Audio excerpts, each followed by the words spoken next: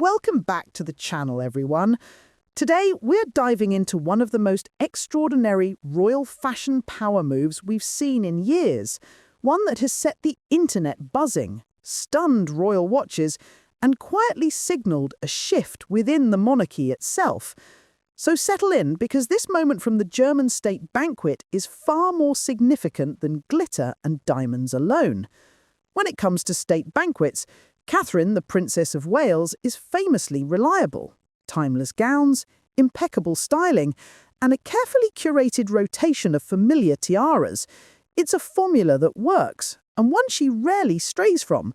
So as guests gathered at Windsor Castle for Wednesday's dinner honouring President Frank-Walter Steinmeier, most assumed Catherine would follow her usual script. But this time, she delivered something entirely unexpected. Instead of her customary tiara, the one we've all seen more times than we can count, Catherine reached deep into the royal vaults and emerged wearing a piece usually reserved for queens, not princesses, not duchesses, queens, the Oriental Circlet tiara. This astonishing heirloom hadn't been seen in public for 2 full decades. Its sudden reappearance was nothing short of historic.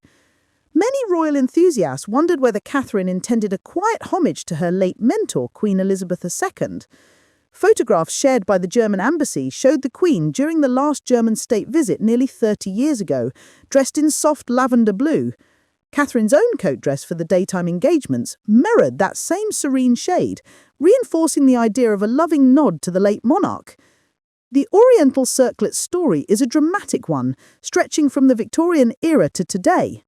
Commissioned in 1853 for Queen Victoria and designed by Prince Albert, the tiara originally featured opals paired with more than 2,600 diamonds.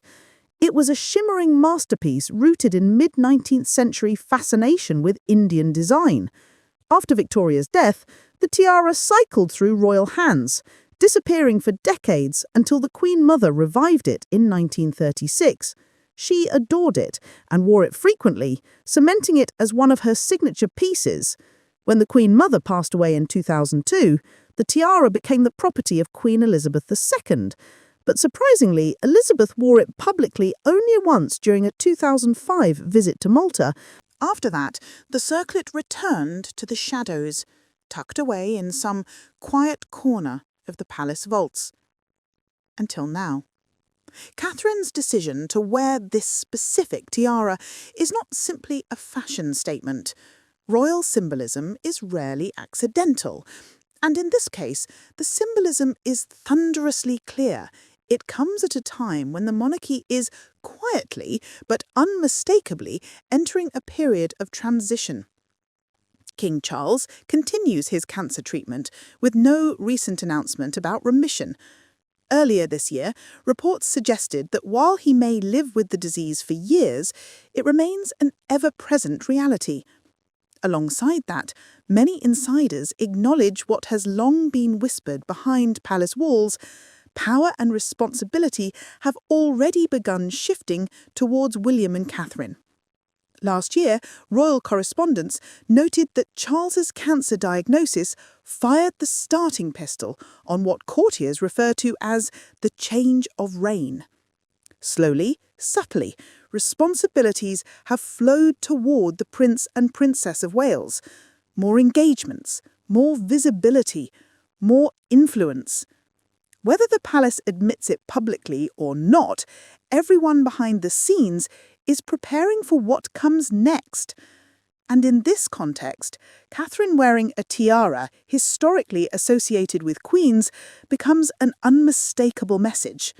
It is both an honour and a quiet acknowledgement, a recognition of her role now and her role to come. It signals stability during uncertainty, continuity during transition, and above all, it signals the Crown's confidence in Catherine as the monarchy's future leading woman. So yes, the tiara was breathtaking. Yes, it was rare. Yes, it was unexpected. But more than that, it was symbolic. With this one choice, Catherine stepped into a piece of history and into the next chapter of her own destiny. And that is why this moment at Windsor Castle will be remembered long after the lights of the state banquet have faded. Beyond the historical significance, the sheer mechanics of how Catherine wore the piece fascinated admirers. Larger tiaras are notoriously difficult to secure, yet Catherine kept the heavy circuit perfectly stable by anchoring it into a sophisticated knot at the back of her hair, giving viewers a rare look at how such heirlooms are held in place. Even though she's the Princess of Wales and future Queen, Catherine only wears tiaras for special occasions, from hosting state visits for foreign visitors to the annual diplomatic reception to royal weddings. And since marrying Prince William in 2011, she's only worn 5 different tiaras from the royal collection, including a rarely seen ruby and diamond circlet she pulled from the vault for a 2025 state dinner. Catherine made her tiara debut for the ultimate special occasion, her wedding day. Catherine borrowed Queen Elizabeth's Cartier halo tiara for her 2011 wedding to Prince William at Westminster Abbey. It was another year and a half before Catherine donned her second tiara, the lotus flower, at a diplomatic reception at Buckingham Palace. It's a beautiful pearl and diamond piece. It's very much in the 20s style and probably quite lightweight and comfortable to wear. The then Duchess of Cambridge opted for the lotus flower tiara again for her first official state banquet in 2015, welcoming Chinese President Xi Jinping and his wife, Madame Peng Lin-yuan. She paired the stunning accessory with a red Jenny Packham dress. Catherine chose the Queen Mary's Lover's Knot tiara for the annual diplomatic reception in 2015, worn with an ice blue gown by Alexander McQueen. The piece was a favourite of Princess Diana, who wore it on multiple occasions.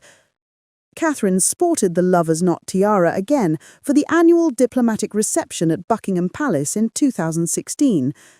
A little more than a century old, the tiara was originally commissioned from famous court jewellers Garrard by Queen Mary sometime in 1913 or 1914. It's actually a replica of a 200-year-old Gothic Revival tiara owned by Mary's grandmother, Princess Augusta of Hesse, the Duchess of Cambridge. The result was breathtaking. The Oriental Circlet, rich with Victorian symbolism and reshaped through generations, found new brilliance on the head of a modern royal icon. With this single debut, Catherine not only revived a forgotten masterpiece, but also affirmed her growing role as the monarchy's future queen, graceful, elegant, and deeply connected to the lineage she represents.